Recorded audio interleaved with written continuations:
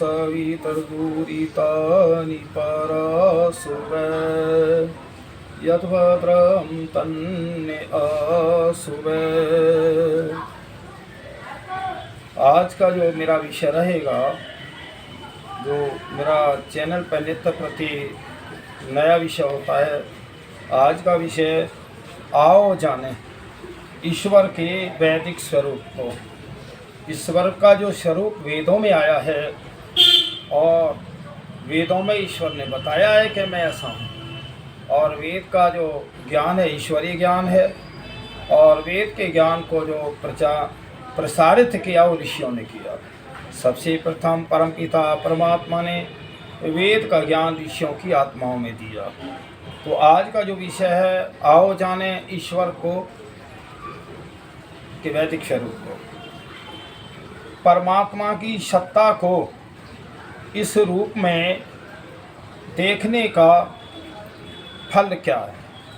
परमात्मा मेरा रक्षक है, परंतु वह मुझे सीधा ही रख सकता है।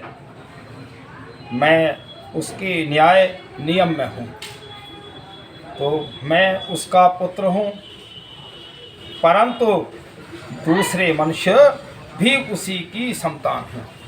तो वेद में आया है, सारे संसार का अगर कोई पिता है, परम पिता परमात्मा है।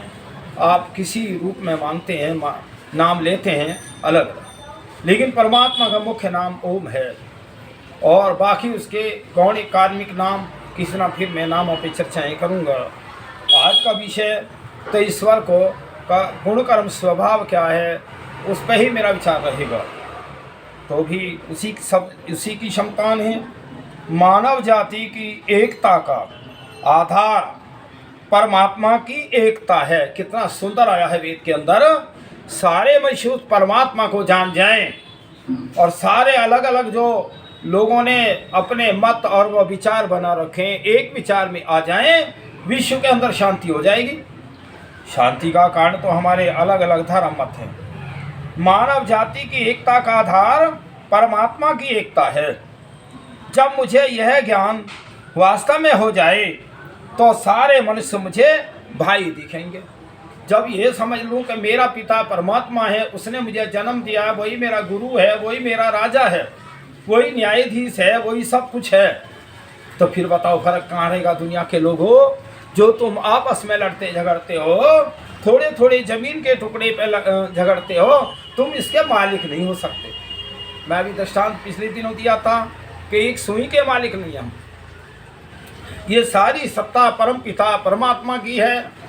जैसे मुसाफिर खाने होते हैं, मुसाफिर उसमें ठहरते हैं, गाड़ी आती है चल देते हैं, ऐसे इसी प्रकार ये संसार मुसाफिर खाना है, बस और कुछ भी नहीं है तुम्हारे लिए। चाहे यहाँ कितने ही महल पहाड़ पत्थर, कितने ही गाड़ियाँ कुछ भी बना लो, तुम इसके स्वामी नहीं हो सकते। स्वामी एक ही है। तो यहाँ प्राय ओम ईश्वर का लक्षण सचिदान आदि लक्षण युक्त। तो देखिए उसके लक्षण क्या हैं ईश्वर के। वो सत्य है और चित्त है, आनंद है, जो जीवों को आनंद युक्त करता है।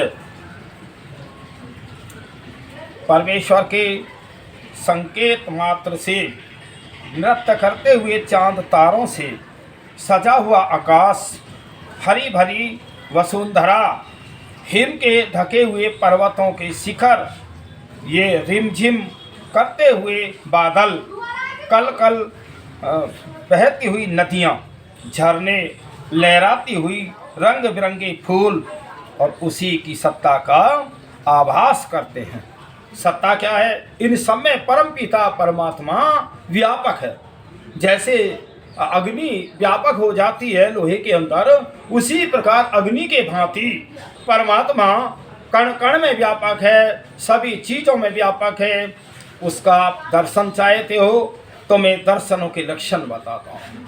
जब आपका मन शांत चित्त हो जाएगा, बहुत स्वाध्याय करेंगे वेदों को, ऋषि मुनियों से विचार सुनेंगे, जब ये हमारी बाहर की इंद्रियां दृश्य देखना बंद कर दें और मन शांत और चित्त हो, तब परमात्मा के दर्शन होते हैं। एकांत देश हो और अच्छा सुंदर रमणीक स्थान हो, तो ये हमारे जो आँखें हैं उसके ऊपर माथा और बीच में उसके वहाँ परमात्मा के एक दर्शन होते हैं। जैसे अग्नि की तरंगें, बिजली की तरंगें, इस प्रकार परमात्मा के एक दर्शन, क्योंकि तरंग के रूप में ही तो सारे संसार में वो व्यापक है। तो इसलिए तो ये सब चीज़ों में परमात्मा है, आभास होता है। तुम और अशुभ को दिखाने वाले पैतृक वेद मनुष्य, सरस्वती, शिशु विद्या, संसार के सभी रहस्य वेद और शास्त्रों में हैं। अर्थात वर्तमान और भविष्य में भी होने वाली बातें वेद में सिद्ध हैं। अर्थात मानव की सर्वगुण उन्नति के लिए अपेक्षित समस्त वेद में हैं। प्रभु का शुक्र स्वरूप समझे बिना मनुष्य में विचार और आधार की पवित्रता कभी नहीं आ सकती। तो इसलिए हमें सबसे पहले वेद को जानना होगा, वेद के नियमों को अपनाना होगा, वेद को धारण करना होगा, तब हमें ईश्वर समझ में आएगा, ये संसार का सिस्टम समझ में आएगा। और वेद ही संसार की रचना का सभी उसका जो है उसमें विधान है। वेद के अंदर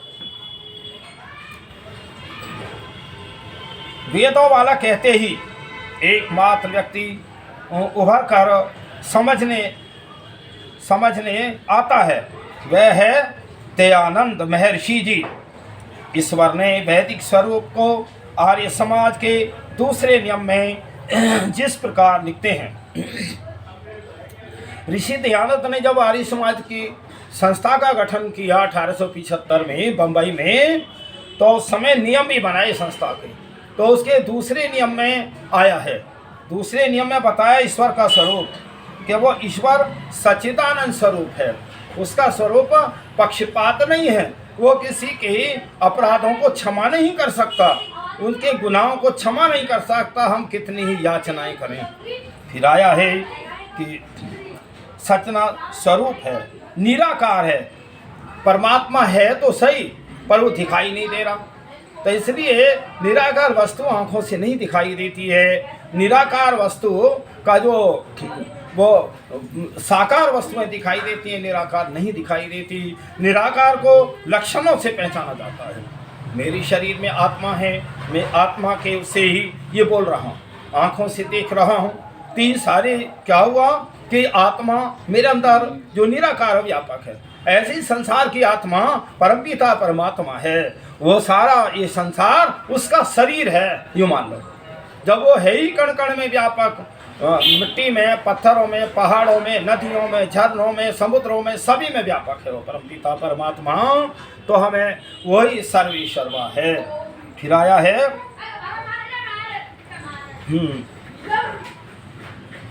आर्य समाज के दूसरे नियम में जिस प्रकार लिखते हैं, ईश्वर सच्चिदानंद स्वरूप, निराकार, जो आंखों से नहीं दिखाई देता, सर्वशक्तिमान। वो परम पिता परमात्मा ने अपनी ही शक्ति से सारे संसार को करता है, वो किसी की शक्ति नहीं लेता।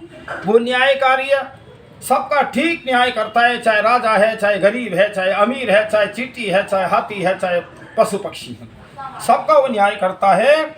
और वो दयालु भी है। दयालु कितना है इस संसार में, कुछ लोग सभी थोड़ी वो हैं धर्मात्मा, पापी भी हैं, लेकिन परमात्मा सबकी पापियों को भी सूर्य की रोशनी, हवा और अग्नि, जल, वायु, सारे पदार्थ उनको भी दे रहा। तो यहाँ परमात्मा की दया है, हम पे दयालु है। वो अजन्मा है, वो परमात्मा कभी जन्म नहीं लेता, वो अनादि है, अनंत है। और इस सृष्टि को बने 1,96,08,53,123 वर्ष हो गए जब से। और अनादि काल से, जैसे अब पहले रात्रि थी यहाँ भारतवर्ष के अंदर, तो रात थी, अब दिन निकला है, फिर शाम को रात हो जाएगी, फिर दिन निकलेगा। इसी प्रकार ये सृष्टि चलती है। अब सृष्टि वर्तमान सृष्टि है, तो ये सृष्टि वर्तमान सृष्टि चल रही है, फिर इसके बाद प्रलय होगी।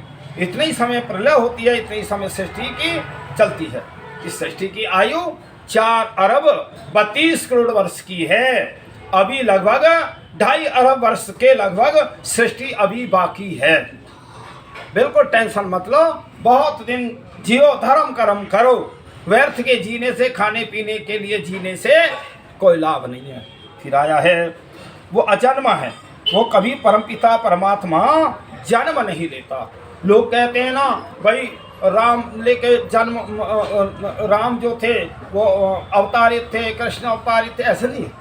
ये महान पुरुष थे, इन्होंने वेदों को पढ़ा, गुरुकुलों में पढ़ा और उस समय अपने वर्तमान समय में राजनीति में भी लोगों को लाभ दिया, लाभ पहुंचा। इसलिए हम उनको अच्छा कहते हैं। भाई वो हमारे महापुरुष थे, ऐसा नहीं है। तो हमें उन महापुरुषों के इतिहासों को पढ़ना चाहिए, बजाय उनके चित्रों की पूजा के चरित्र की पूजा करनी चाहिए। अगर हम मंदिर बहुत हैं, राम के मंदिर बहुत हैं, श्री कृष्ण के मंदिर बहुत हैं, लेकिन उन मंदिरों में राम और कृष्ण के इतिहास नहीं है सही, और कई इतिहासों को बिगाड़ रखा है। तो ये सोचो इतिहास अगर कहीं सही मिलेंगे, जो वैदिक धर्मी हैं, वैदिक सन्यासी हैं, उन्हीं के पुस्तकों से मिलेगा सही। तो इसलिए वैदिक सिद्धांत वो हम उनको अपनाना चाहिए। फिर अनंत है, परमात्मा की कोई सीमा नहीं है, वो तभी तो उसको अनंत कहते हैं। और अनादि है, कब से है कब तक रहेगा ऐसा भी कोई आदि अंत नहीं है। तो फिर निर्विकार है, उस परम पिता परमात्मा के अंदर कोई विकार नहीं है, कोई गलती नहीं है। मेरे में तो गलती हो सकती हैं, कुछ अच्छाइयाँ हैं, कुछ बुराई भी हैं, लेकिन वो परम पिता परमात्मा एक ऐसा है जो पूर्ण ज्ञानी है और उसके कार्य में कहीं भी कोई गलती नहीं है। देखो एक बात सुनो, ये सूर्य को लगभग मैं अभी बता रहा 1,96 करोड़ हो गए दुनिया को बने, अभी कोई सूर्य में कहीं कोई परिवर्तन नहीं आया। अगर कहीं कोई परिवर्तन या कुछ आया है किसी भी उसमें, तो लेकिन मनुष्य की गलती से आया। तो परमात्मा ने ये जो सृष्टि बनाई है 4,30,30,00,000 वर्ष के लिए बनाई है।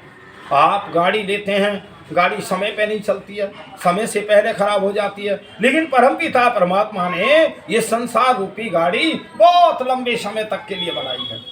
फिर आया है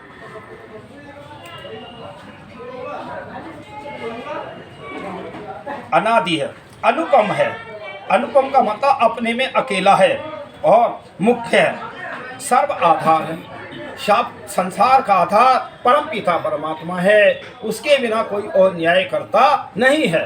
उसी की प्रार्थना उपासना करनी चाहिए हमें। जो सुबह शाम परमात्मा का ध्यान नहीं करते तो वे कृतघ्नी भी हैं।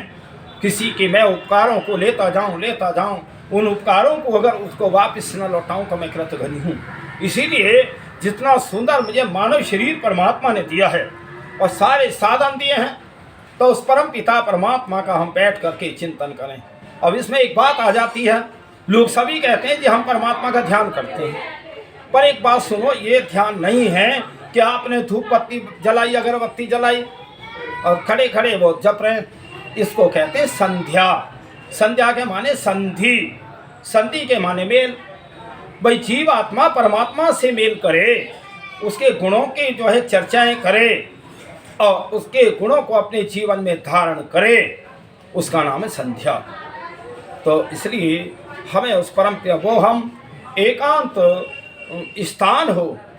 और देखिए संध्या के भी 2 ही समय हैं, और जैसे सूर्य अभी निकला था पहले, तो उस समय हम सूर्य निकलते हुए और थोड़ी रात रहे तब हम संध्या करें।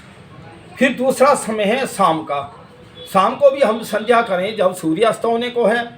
इस समय में जो हमारा मन और चित्त है वो शांत हो जाता है, परमात्मा में मन और चित्त लगता है। तो इसलिए हम बहुत काल भी इसी को करते रहें वो भी ठीक नहीं, और ना करें तब भी ठीक नहीं। और हम उसकी जगह कहीं मूर्तियों की पूजा करें तो भी पूजा ना हुई। मूर्ति तो भगवान की बन ही नहीं सकती। कोई दुनिया का आदमी ऐसा नहीं जो परमात्मा की मूर्ति बना दे। उसकी मूर्ति का साक्षात्कार करना चाहते हो, तुम उसी की मूर्ति हो, ये संसार उसी की मूर्ति है, उसी का वो है। तो इसलिए संध्या वैदिक रीति से, और संध्या की बहुत पुस्तकें होती हैं, महर्षि देव दयान की बहुत सारा साहित्य है विश्व के अंदर है, संस्कार विधि है, संध्या की पुस्तकें हैं, और सत्यार प्रकाश आदि अच्छी अच्छी पुस्तकें सारी वेदोक्त हैं, वेदों से मिलती हैं। तो इसलिए करना चाहिए।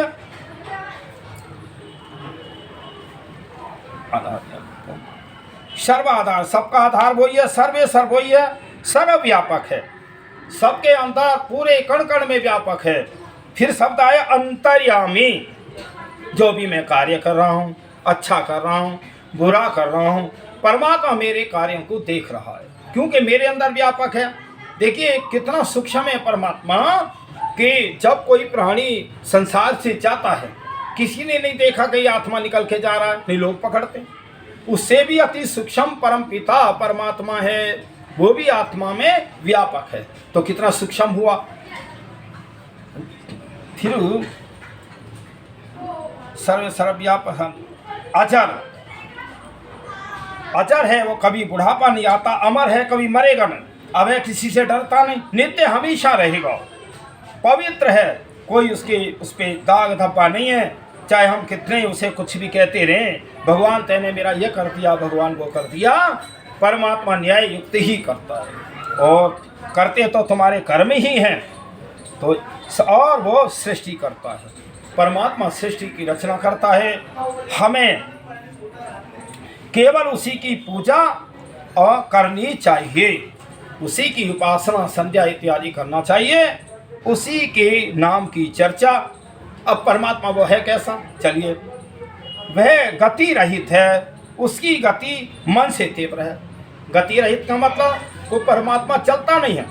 जैसे मान लीजिए मैं तालाब में घुस जाऊं तो जल मेरे चारों तरफ है, इसी प्रकार में परमात्मा में बैठा हूं, मकान उसी में है, तो इसमें वह गति रहित है, गति उसे चलना नहीं है, और है सब जगह, मन से तीव्र है। मैं अभी विचार करता हूँ अमेरिका का, तो अमेरिका में पहले ही परमात्मा व्यापक है, तो वो गति से बहुत तीव्र गति है उसकी, पहले से व्यापक है, उसको गति मन से भी तीव्र है। देव इंद्रिय उस तक पहुँच नहीं सके, देव इंद्रिय नहीं पहुँच सकती, जहाँ तक इनकी पहुँच है उससे परे वह पूर्व से ही है। जो भी हम कल्पना विचार करते हैं, परमात्मा पहले से ही वहाँ व्यापक है, तो तभी तो उसका है अनंत है, अनादि है। फिर उस तक इंद्रिय नहीं पहुँच सकती, उससे परे वह पूर्व ही है, वह स्थिर है। स्थिर कैसे, जैसे मान लीजिए गन्ना है, गन्ने के अंदर रस है, दूध के अंदर घृत है, अग्नि के अंदर वो अग्नि के जैसे तिल के अंदर तेल है, पत्थरों के अंदर अग्नि व्यापक है, इसी प्रकार परमात्मा सारे संसार में स्थित है। आप ऐसा मान लें, आप उससे छिपके कोई कार्य कर नहीं सकते, आप तुरंत ही संकेत आ जाएगा उसका। जब आप अच्छा कार्य करते हैं, मन में प्रसन्नता होती है, उत्साह होता है, आनंद आता है, वो परमात्मा कहता है ये अच्छा कार्य तू कर। और जब कोई आप गलत कार्य करते हैं, कोई हिंसा करते हैं, कहीं कोई और गलत करते हैं, तो तुरंत ही चोरी करते, जारी मक्कारी कुछ भी करते हैं, तो भय लगता है, आत्मा में डर लगता है। वो परमपिता परमात्मा देख रहा है, फिर भी तुम्हें संकेत कर रहा है ये बुरा कार्य, इसे तू मत कर। भय शंका लज्जा के माध्यम से वो परमात्मा हमें संकेत कर रहा है। लेकिन ये जीव आत्मा जिसको अच्छा समझता है, ये उसको ग्रहण करने की कोशिश करता है, उसको लाभ समझता है, वो परमात्मा के न्याय को नहीं देख रहा। ये सारा जो ज्ञान है, जितना मैं बता रहा हूँ, ये सब वेदों से आएगा, ऐसा तुरंत नहीं आ सकता। तो इसलिए मैं तो एक थोड़ा सा रास्ता सा बता रहा हूँ, मैं तो तुम्हें ये कि भाई इस मार्ग पे चलो, तो इसलिए आप वेदों का स्वाध्याय करोगे, तब पूर्णतः जो है तुम्हें ज्ञान प्राप्त होगा। तो इसे वह गति रहित है, वह स्थिर है, सब में स्थिर है, परंतु मन और इंद्रियों को उलांघ जाता है। उसकी स्थिति में जीव अपने कर्म ही धारण करता है। फिर आया है नंबर 5, वह हरकत करता है। हरकत में भी आता है परमात्मा, नहीं, वो वह हरकत करता है और हरकत नहीं करता। वो ऐसा नहीं कि किसी को डंडा लेके मारे, ऐसा भी नहीं करता, लेकिन वो डंडा मारता भी है। जो हमारे कर्म गलत हैं वो फिर भोगने के लिए परम पिता परमात्मा पशु पक्षियों की योनियों में देता है, भेज देता है इस आत्मा को, इस सुधार के लिए। जब ये सुधर जाता है और इसके पाप न्यून रह जाते हैं, फिर ये मनुष्य के शरीर में आता है, फिर आया है। तो यह वह दूर है और निकट है। तो इसलिए परमात्मा दूर है मेरी अज्ञानता के कारण, और निकटता यह है कि जब मुझे ज्ञान हो गया तो मेरे निकट है। तो इस दृष्टि के अंदर और इसके बाहर, इसके परे है, जहाँ तक मेरी पहुँच है उससे भी परे है, और मैं ज्ञान में देख रहा हूँ। फिर आया है नंबर 6, जो मनुष्य सब प्राणियों और अप्राणियों को परमात्मा में देखता है और भूतों में परमात्मा को देखता है, ऐसा अपने पर उसे कोई संशय नहीं रहता। कि जो आदमी ये सोचता है जो मेरी आत्मा में परमात्मा है वही सभी प्राणियों में है, वो गाय में है, पशु पक्षियों में है, चींटी में, हाथी में, सभी में है, तो मैं फिर सबको मित्र भाव समझूं। मैं हिंसा किसकी करूं, किस लिए करूं? क्या मैं इस संसार को प्राप्त कर सकता हूं? ये मेरी अज्ञानता है। फिर आया है नंबर 7, जब कोई मनुष्य जान लेता है कि सारे प्राणी एक परम परमात्मा में होने के कारण एक ही सूत्र में पिरोए हुए हैं, हम सब एक सूत्र में पिरोए हुए हैं, तो उसे क्या मोह हो सकता है और क्या शोक हो सकता है? अगर कोई प्राणी परिवार से चला गया तो कायदे में इतना शोक है, दुख है, हम क्यों रोते हैं कि वो हमें लाभ दे रहा था बस, और कोई लाभ ना दे तो उसको रोते भी ना। तो इसलिए इस संसार से क्या प्रेम है और क्या इसका शोक है। नंबर 8, जब परमात्मा सर्वव्यापक और शुद्ध अशरीरी हर प्रकार के क्षेत्र और नाड़ी से रहित है, तो वह पवित्र है और पाप के स्पर्श से परे है, तो वह विश्व रूपी काव्य का रचिता और सब कुछ जानने वाला, सबसे बड़ा और अपनी सत्ता से ही वर्तमान है। उसी के अनंत काल के लिए यथा योग्य रीति से सारे पदार्थों का विभाग किया है। तो वो सब विभाग ही तो है। मेरे पूर्व कर्मों के अनुसार मुझे मानव देह मिली, पर माता पिता मिले, धर्म संपत्ति मिली, ये मेरा पिछला कर्म था। तो इन 5 मंत्रों में इस विषय की ओर आगे बढ़ाया है कि धार्मिक मनोवृत्ति का क्या तत्व है और वृत्ति मान जीवन का क्या प्रभाव डालती है। तो ये जो हमारी धार्मिक प्रवृत्ति हैं और हमारे जो जीवन के तथ्य हैं वो क्या प्रभाव डालते हैं। पहले मंत्र में ही जो यहाँ नहीं लिखा गया उसमें बताया गया है कि सारा विश्व परमात्मा से आच्छादित है, और चौथे और 5वें मंत्रों में बताया गया है कि वह जगत के प्रति और कण कण में विद्वान है, इससे परे भी है, वह जीव आत्मा में भी व्यापक है। 8वें मंत्र बताए कुछ और विशेषणों का वर्णन किया गया है कि वह हर जगह विद्वान है ही नहीं, वह सब कुछ जानता है। परमात्मा विद्वान तो है ही, पर हमें सब कुछ जानता है, सारे प्राणियों पर शासन करता है। उसका शासन केवल शक्ति का ही शासन नहीं है, यह धर्म का राज्य भी है। वह शुद्ध पवित्र है, पाप और त्रुटि से सर्वथा अलग है। उसका दंड बेजुबान है, वो जुबान का दंड नहीं है।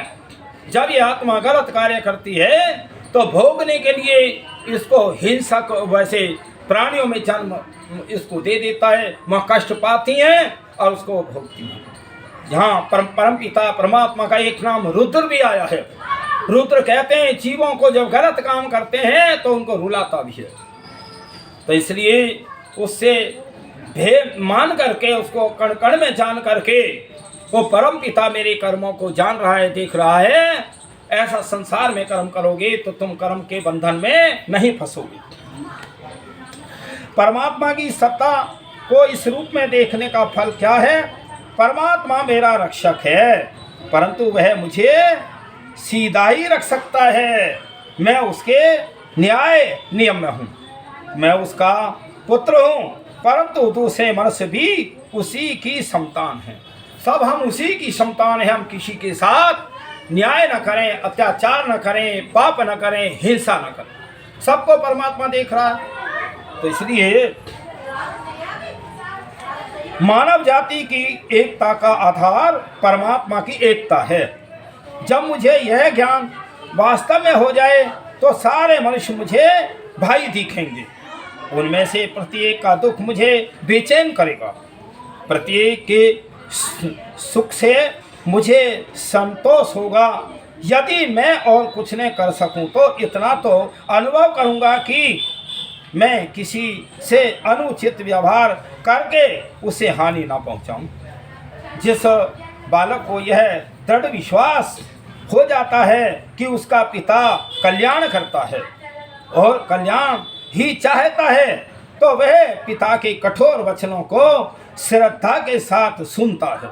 तो इसलिए इधर भक्तों के लिए कोई संशय रहता ही नहीं, शोक रहता नहीं है।